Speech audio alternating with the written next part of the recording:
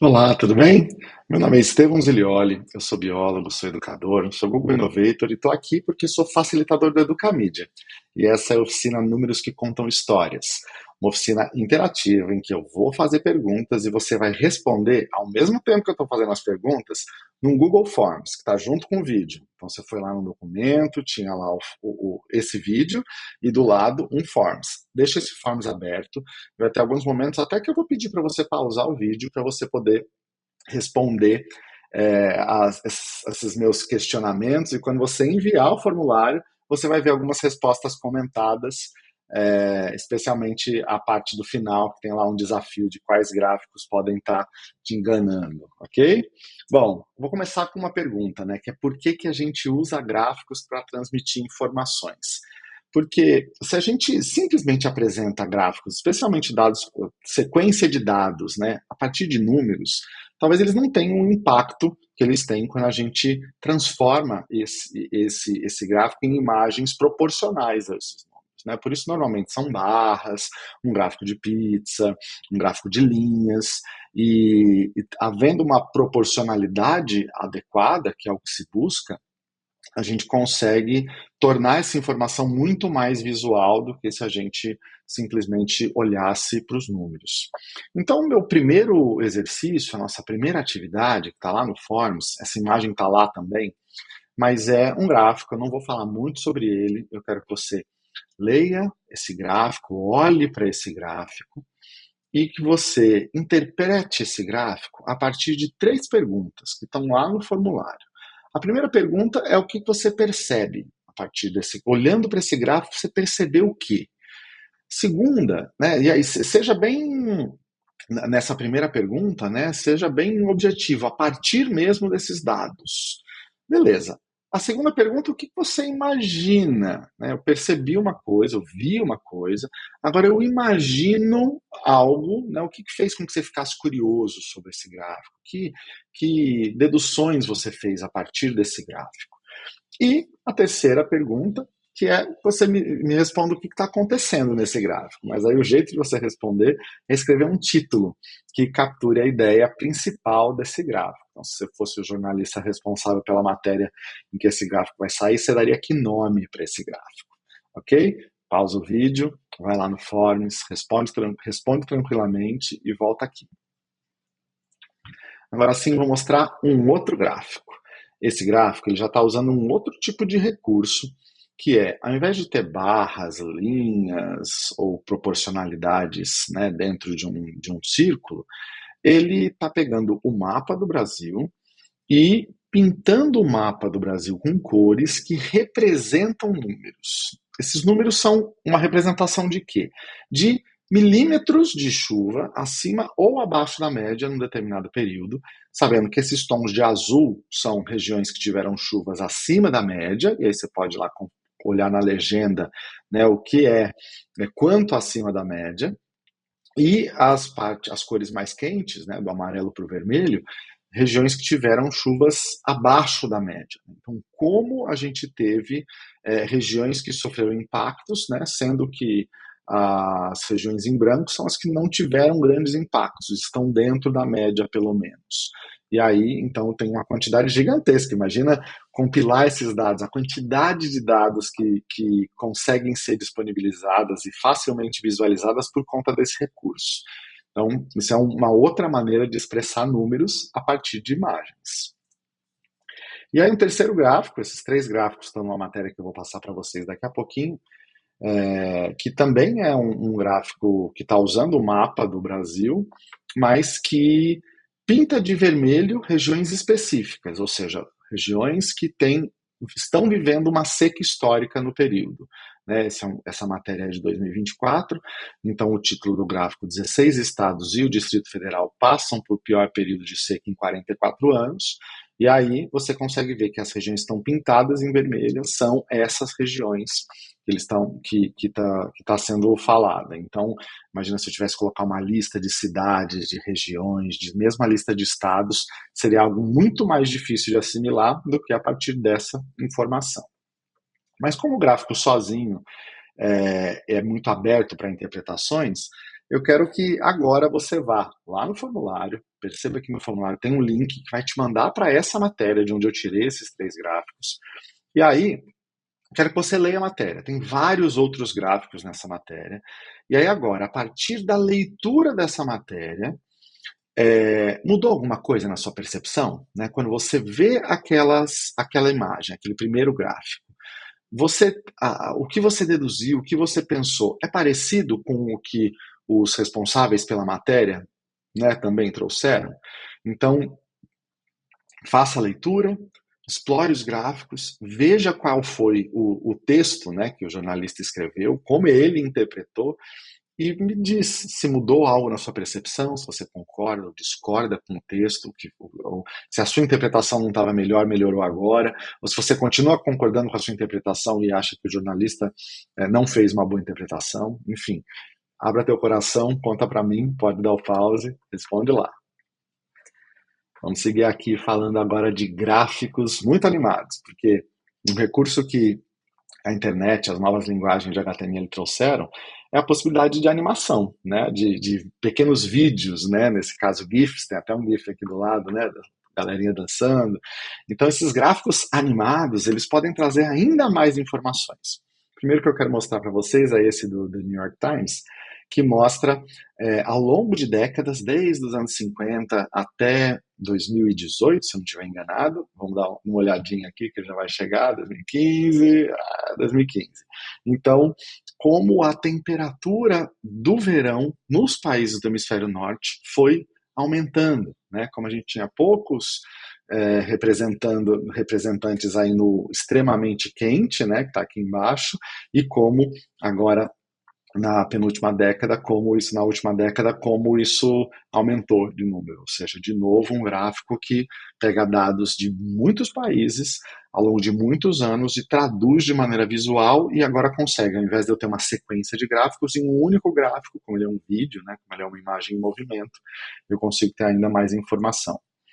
Tem um outro gráfico como exemplo, né, um gráfico animado da BBC, que foi acompanhando o número de casos de síndrome congênita de Zika no Brasil de 2015 a 2018. Então, cada ano vai passando e as cores vão mudando e apontando especialmente para os estados, né, que não tiveram nenhum caso, então zero, tem alguns anos que tem estados com zero, outros anos que não tem nenhum caso com zero, e estados que tem lá acima de 200, pela legenda de cores, a gente consegue entender como foi o comportamento dessa síndrome congênita ao longo desses anos aqui no Brasil. Então, de novo, o uso do mapa, mas agora com animação. E esse gráfico, um gráfico muito bacana, que foi mostrando o aumento da temperatura média do planeta de 1850 até 2018. Aumento em alguns casos de diminuição, né? Então você, como o gráfico está em movimento, você vê os anos passando e como a temperatura média de cada mês foi se comportando, e como a gente já está chegando nesse limite aí perto de 1,5 grau acima, né, da média lá no ano de 1850. Então é algo que também mostra uma quantidade gigantesca de dados em uma única imagem, claro, uma imagem em movimento com vários frames, mas em poucos segundos você consegue entender um conjunto de dados realmente muito grande. Então, mais uma vantagem aí desses gráficos em movimento. E aí você pode me perguntar, a pandemia teve, né, algum gráfico em movimento? Sim, né, na Wikimedia eles fizeram justamente esse gráfico que vai mostrando mês a mês, desde o início da pandemia, os países, né, e pelo número de casos, eles também vão sendo pintados conforme a legenda. Então a gente vai lá vendo qual o Brasil ainda não tem nenhum caso, conforme foi andando, até que vão surgir os primeiros casos no Brasil. Aí ele é pintadinho de rosa clarinho. Acho que vai ser logo, daqui a pouquinho, vai ser pintado, e depois a gente vai vendo esse comportamento, né? Pronto, agora chegou um caso. E aí a gente consegue acompanhar isso ao longo de muitos anos da pandemia, como foi esse comportamento do número de casos de Covid nos países do globo. E aí eu te pergunto, e infográfico? Qual a diferença de gráfico para infográfico, né? A ideia do gráfico é, de fato, traduzir números. E a ideia do infográfico é contar uma história. Ela pode ter números, muitas vezes tem, mas a ideia é contar uma história usando recursos visuais. Aqui a gente tem um exemplo ao lado falando da República Imigrante do Brasil, né? Está contando a história dos principais países que fizeram migrações em massa para o Brasil e usando esses recursos aí, também um pouco de proporcionalidade dos gráficos, mas também usando imagens, fotos que representam então esses personagens dessa história. Aqui tem um infográfico que eu gosto pra caramba, que coloca os países, o tamanho é um mapamundi totalmente desconstruído, em que o tamanho do país é referente ao seu sucesso nas Olimpíadas. Então, você vai ver os Estados Unidos super grande, os países da ex-União Soviética também grandes, a Alemanha, o Brasil é uma trepinha, países que às vezes são grandes em tamanho, mas como tem uma representação menor de medalhas, ficam pequenininhos nesse mapa. Então também uma maneira de usar uma informação que a gente vê com tanta frequência, né, que é o mapamundi, e fazer uma alteração para mostrar um dado tão interessante quanto esse quadro de medalhas aí desconstruído a partir do mapamundi. E temos também um infográfico que eu gosto bastante, que conta aí, fala de várias frutas e hortaliças, e aí representa graficamente quais são os meses ideais, né, para você colher, até para consumir, considerando, né, os períodos de colheita do ano, cada uma das frutas. Então as frutas são representadas por cores e a intensidade da cor também vai mostrando qual é o mês mais indicado para consumir essas frutas e essas hortaliças. Esses infográficos todos são super interessantes, acho que é uma das principais criadoras de infográficos, vale a pena olhar. E para a gente fechar antes do nosso exercício final, queria mostrar dados de uma pesquisa feita pela Folha de São Paulo, né, que entrevistou leitores e quis desvendar aí quais são os elementos que o eleitor foca o olhar, né? Então, 80% do foco vai para infográficos, 75% fotografias, depois títulos, anúncios, os anunciantes ficam felizes em saber disso, depois notas, legendas e 25% no texto. Então, o texto, claro, ele é importante, ele está mostrando a interpretação das imagens, dos gráficos, dos infográficos, mas reforça a importância da tradução adequada desses dados e dessas informações para a infografia, né, e para os gráficos. Então, bem importante essa visão aí. E agora sim, no exercício final, a gente vai mostrar 3 duplas de gráficos, e aí está lá no formulário, então também pode pausar para fazer como você se sentir melhor. 3 duplas de gráficos, e esses gráficos vai ter um errado, um está querendo te enganar e um correto. Você vai ter que marcar o correto e explicar por que o errado está errado, beleza? Então, nossa primeira dupla de gráficos estão tentando representar aqui os meios de acesso à internet utilizadas pelos brasileiros. O gráfico A é um gráfico de pizza e o gráfico B um gráfico de barras ou de colunas. E aí? Qual que é o que está melhor? Qual que está adequado? E qual que não está e por que não está? Marca lá se é o A, se é o B, e aí depois justifica a sua resposta dizendo o que tem de errado no gráfico que você não marcou. Vai lá, pode pausar. Passando para o próximo, agora que você voltou, esses gráficos estão tentando mostrar qual é o estado mais violento do Brasil. No gráfico A, o estado de São Paulo está em segundo mais violento. E no gráfico B, ele é o menos violento, é o último mais violento, né? Está falando sobre mortes. E aí? Qual gráfico é mais preciso? O gráfico A, o gráfico B? E por quê? Dá uma olhadinha na legenda do gráfico, que isso vai te ajudar bastante. E aí, só depois que você enviar o formulário que você vai receber uma resposta comentada, vai conseguir refletir aí sobre a sua resposta. Pode pausar e pode responder. E agora, para fechar a nossa atividade, a gente tem 2 gráficos representando uma mesma pesquisa de intenção de votos. 32% de votos para o candidato A, 28% para o candidato B e 27% para o candidato C. E aí? Qual está correto? Qual está tentando te enganar? E por que está tentando te enganar? Marca, faz lá sua resposta e assim que você enviar, você vai receber uma resposta comentada.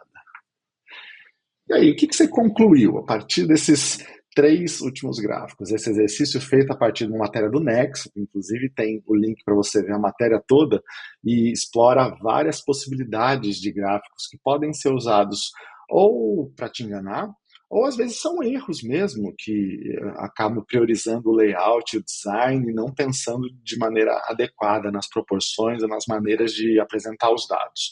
Então é bem importante a gente ter também esse letramento visual, né? Ter também essa capacidade de identificar como alguns gráficos podem ser tendenciosos.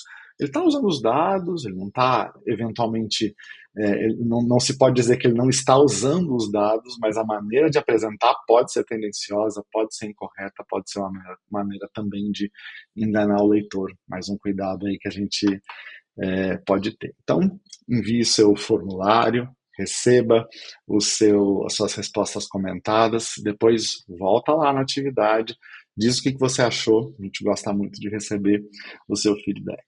E se você gostou dessa oficina, você pode reproduzir ela no seu contexto, porque ela é um plano de aula, o plano de aula Números que contam histórias, está lá junto com uma outra imensidão de planos de aula lá no educamedia.org.br. Então pode usar, pode adaptar, citando corretamente as fontes. A gente quer muito que vocês usem e explorem o nosso material no contexto de vocês. Obrigado, espero que vocês tenham gostado. Tchau, tchau.